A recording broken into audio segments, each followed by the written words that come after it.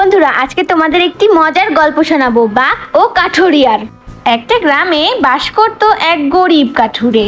কাঠুরে সকালে উঠে তার স্ত্রীকে বলছে যে আজকে আমি কাঠ কাটতে যাব জঙ্গলে, তোমরা বাড়িতে সাবধানে থেকো, আমি সন্ধ্যায় বাড়ি ফিরবো।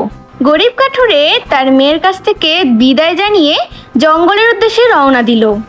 কাঠুরেটি ছিল অনেক সৎ এবং উদার মনের। এদিকে কাঠুরের মেয়ে তার মাকে জিজ্ঞেস করছে, মা, বাবা কখন আসবে? কাঠুরের স্ত্রী তার মেয়েকে বলে, তোমার বাবা সন্ধ্যায় ফিরবে।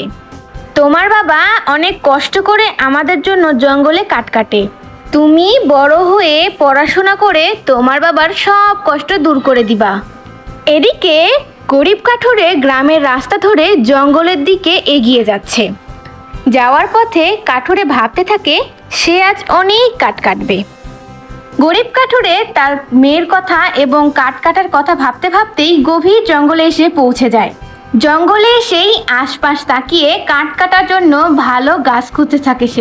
ভালো গাছ পেয়ে কাঠুরে তখন কাঠ কাটতে থাকে। এদিকে এক ভয়ঙ্কর বাঘ তার পিছে দাঁড়িয়ে থাকে, কিন্তু কাঠুরে তা লক্ষ্যই করে না। একসময় বাঘটি ভয়ঙ্কর গর্জন দিয়ে ওঠে এবং কাঠুরেটি ভয় পেয়ে পিছে তাকায়।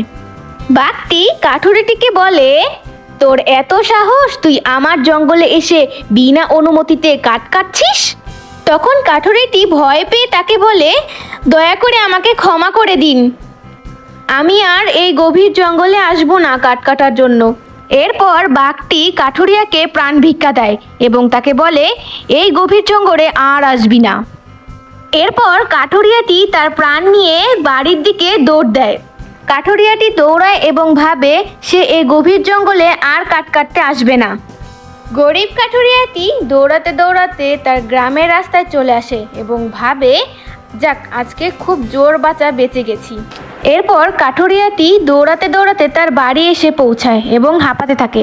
তখন তার স্ত্রী জিজ্ঞেস করে, কি হয়েছে, হাঁপাচ্ছ কেন? তখন সে তাকে সব কথা খুলে বলে। এরপর তার স্ত্রী তাকে বলে, তোমাকে আর কষ্ট করে জঙ্গলে কাঠ কাটতে হবে না, আমরা শহরে চলে যাব এবং সেখানে গিয়ে আমরা আমাদের নতুন জীবন শুরু করব।